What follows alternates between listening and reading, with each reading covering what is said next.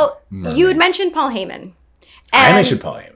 Oh, no, Paul Bearer. You mentioned Paul Bearer, Okay. which got me thinking of Paul I Heyman. try not to mention Paul Heyman at all, but go ahead. Well, okay, I'm not so you got me a thinking. big fan of Paul Heyman or anything like that. Oh, no. Okay. All right, Is that a whole nother... No, he said a whole other story. I just don't believe anything he fucking says. Excuse my language. I'm sorry. Sorry, you two. Doesn't believe in mermaids. Doesn't believe in Paul Heyman. Oh, So who... do you believe in mermaids? I don't know. You don't know about mermaids? Okay. All right. I've never thought about it long enough. But I love the Little Mermaid. She's fantastic. What's her name? Ariel? Yeah. All right. I know. I've heard of her. She's cool. Well, she got street credit, you know. When she was on the street, yeah. Yeah. Oh, she worked the streets too? No, like, I she got her legs. Oh, okay. Cheers. There's Sprite in here, There's guys. only Sprite in there. It's Sprite. It's only 9:30 in the morning here. Mm-hmm. So, Paul Bearer. Paul Bearer. Would you say that he is one of the greatest managers of all time? Percy Pringle, Paul Bearer, greatest managers. I'm gonna go. Yes, he's up there. I think just iconic. Like you think Undertaker, you're gonna know Paul Bearer, right? Kane, Paul Bearer. One of the stronger, darker storylines. How fire, burning, funeral, more, all that. Yeah, he's up there. But there's a lot of great managers. Bobby Heenan was a great manager. Jimmy Hart still managing to today, great manager. The Grand Wizard. Remember the Grand Wizard? He was like really ahead of his time. Ed or whatever his name was. With the turbans and the sunglasses and all that. So, and then there was not to bring up Luna and favoritism, but she was a really good manager. She wasn't the strongest of wrestlers, I could be honest to say that. But as a manager, there's so much more to being a manager in professional wrestling. And I try to explain this to people that you have to, if you're going to be like, say, Miss Kid Cadet, you're going to be a manager, you need to know his stuff, my stuff, the referee stuff, and you still got to be able to read the whole arena, the fans and stuff. So you're out there, you're ringside, man. You got ringside seat to everything that's going on. But you are a key factor to everything that's going on because wrestling is human error, right? Everything, you're out there, things happen. People get hurt, things go awry. Maybe you get hit in the head, you can't remember what you're supposed to do next. Crucial moments, matches are sinking. A manager's got to be able to read all of that. Female or male, the manager has to read all that and adjust and fly and cover for that. So they got to know when and when not to take away from the match, when to add, when not to, to take from it. Like, so you don't want all the tension on you. So if you see that they've obviously botched something or something's gone wrong and they're trying to cover it, so all eyes are on them in the ring. Well, you take all eyes off them on the ring and shift all eyes onto you, and you turn it up a notch and you do something to draw attention. You draw people to look to you, and it gives them a second to recover. It is so important, and I get so upset when I see people not utilize managers or people that have talent out ringside for things because they're too worried about, I gotta get my shit in. It's if you have a manager out there, you, your opponent, and the referee. That's 4 people, and that's 4. Everybody's just as crucial. But a manager really has to know everything that's going on. They got to know your personality, their personality, this, so they don't take away from it. So if you're going for something signature or something this and this and that, you can't just go, scream out and shut your mouth, or whatever to the back row, which, you really don't have to do to your heat. You can do it with your work and movements and stuff. And another thing about managers is they got to know when and when not to move, which becomes a distraction out there. So like a lot of them want to go up and down the apron. So if they're constantly moving and going up and down an apron, when you go to do something to do something that's going to be the tide turner or maybe even be a part of the result of the finish, they're not going to possibly be watching because you moved up and down all the time. So you got to make your movements count. Your movements got to count. The intent. You show intent on your face, but you don't necessarily have to move with your body. You got to show intent, like I'm going to get up on that rope, but you don't go. So they got to be able to be drawn to you and watch so they don't miss that key factor in the match when it happens, whether it's the turn of the tide, the good guys, shining through, and then, the manager did something evil and calculating, but it can't be missed. If you're moving up and down the apron, if you're constantly yelling and you're constantly mocking with the fans, they're not always watching because then that's all this time. So it's you have to be really, really on point to be a good manager, Wow. And there's so much more to it than people think, and they don't get enough credit. They don't get enough credit at all. Who would you say is the most underrated manager? Underrated. Like someone that just deserved more credit than they ever. Well, Bobby Heenan got a lot of credit. We'll see. I don't know. What about someone Paul Ellering? I don't know, but I mean, they always Paul in Road Warriors, so he always seemed to get his credit due because you never mentioned Road Warriors without Paul Ellering. But he did a lot more. Also, that he like kept them organized. He became almost like a business manager type of thing.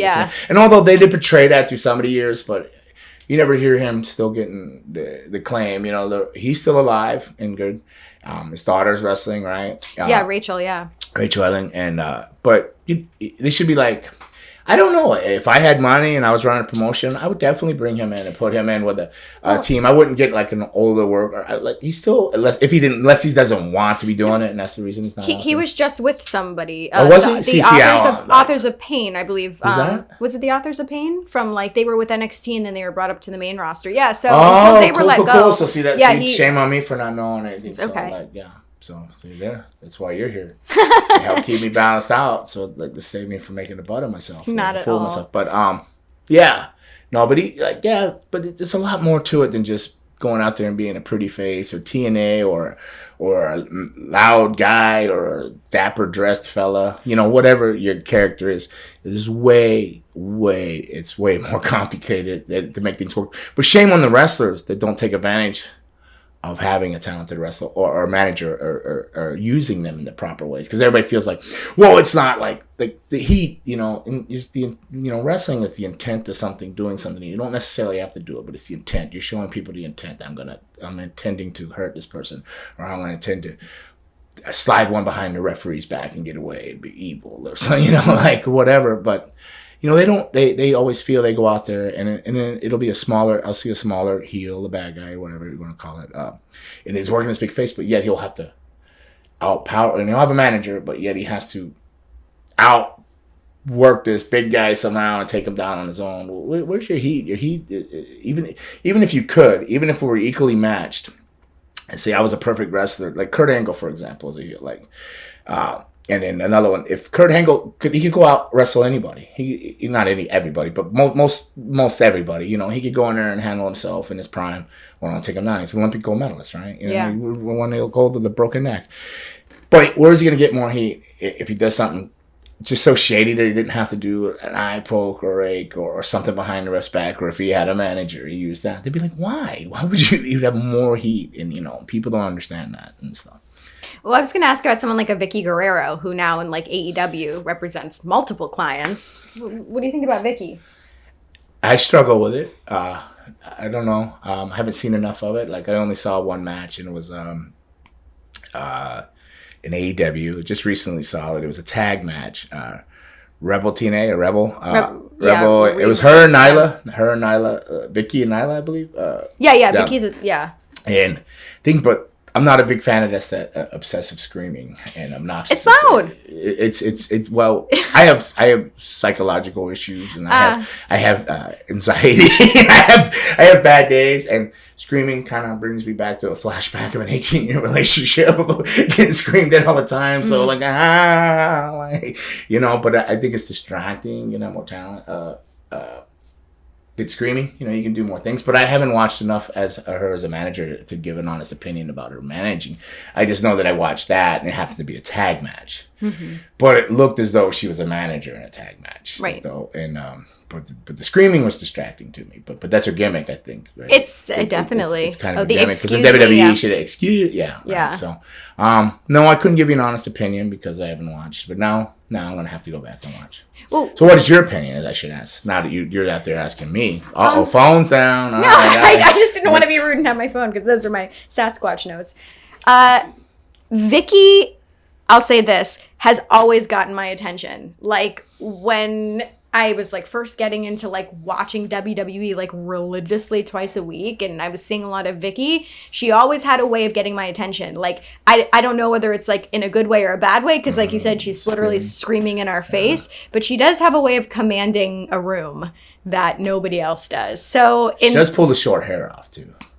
She's beautiful. I love it. I mean, and it's not easy to pull short hair off. She pulls it off well. It her is, and Rhea Ripley. Yeah. Oh yeah, Rhea Ripley. Oh, another amazing talent. She better win this.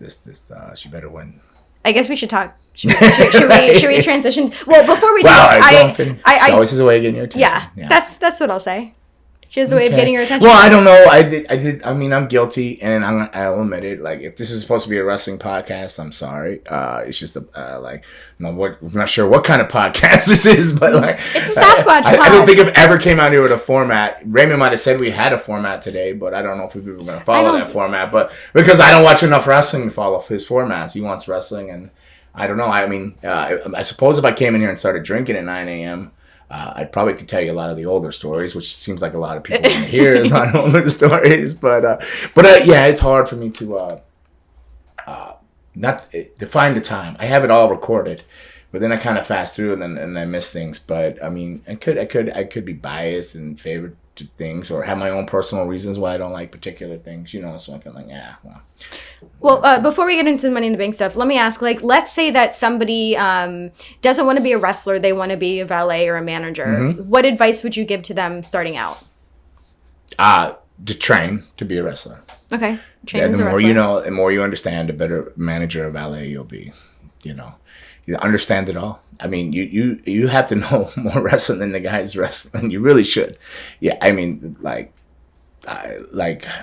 to bring Luna up, but she should know everybody's movesets. So you're more valuable that way, and you got to work harder. And the referee is the same thing.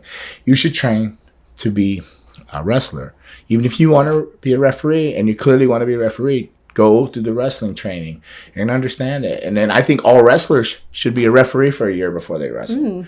Because then you'll understand, because as you're reffing the matches, you're in there ringside, you're like in the ring and you're hearing, what it's supposed to be. And then you're going to go out there in a match and then see what it is and then how it ends up and how they get to there. So you're going to learn, you'll learn so much. I think you should absolutely referee for a year. Do I do that when I was running shows? No, unfortunately. I tried to build all of my younger talent, female or male, up, and sometimes I just didn't have the time and maybe not enough my own discipline to have them referee for a year. But I truly think you should referee for a year. If territories come back and you're starting out and they offer you a referee spot, take it. Because, some people say, well, you'll get labeled. The older days, you get labeled an enhancement guy or a job or a referee. But it's not so true these nowadays. You can revamp yourself constantly, especially with all the social media, different things, and all the marketing tools that are out there now. You could totally change yourself. I can come here one day. I could probably wrestle as a werewolf next week if I did the right marketing, here. So you get a platform, you got followers, you get on other things, or you link up with the right people. You could change your stars. You can change your stars. You're not destined to be like this unless that's what you choose to be, So, but you can't change your knowledge without gaining knowledge and learning. So you have to go and log some hours. So you get in there. So you're a referee, and you see what goes wrong, and you see how they adapt and how they fix it. You hear what the back is screaming. You know what everybody wants. So then you see what happens. And then that's just invaluable. It's a valuable experience. You can't replace that. Money can't buy you that. And then plus you might catch even a payday, but the experience and the knowledge you're getting is insane. It's incredible. It's incredible if you keep your mind open to what you can learn. And the same as a valet or a manager too. Yeah, because you're right there. You know everything. You saw what was called. You know what was asked for in the back. You know what they put together, the intent and where they were trying to go. But then you see what actually happens, and then how they recover from it, or how they nail it, or whatever the situation may be. It's just I don't know what the word is, but you need to do it. Bird is the word. Bird is the word. Bird. And what you were saying before, were you a Coco Beware fan? Sure. Yeah, I like Coco Beware. More staying at times. Like doing what you were saying before, though, about like what kind of podcast is it? Like, from a lot of the comments that I've seen, they love the fact that you talk wrestling, but also other stuff too.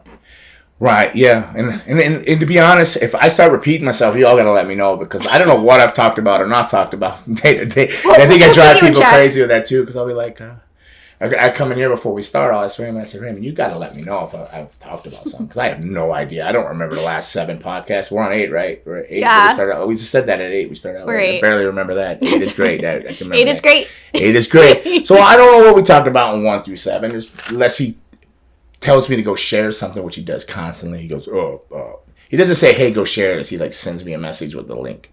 So that's basically him saying, hey, go share. Yeah. Well, I But guess he does a lot of work. Thank you, Raymond, for doing Raymond, all that in your free Raymond time. and his mermaids. Yeah. Raymond and the mermaids. Raymond and the That's mermaids. your band. That sounds like a band. Raymond Yeah. and the Mermaids. Oh my God. What kind of music Raymond do you and do? the Mermaids. Some pop, funky stuff, probably. No. Indie. Indie. Indie rock. Yeah. Yeah. You're like a maybe modest some- mouse. I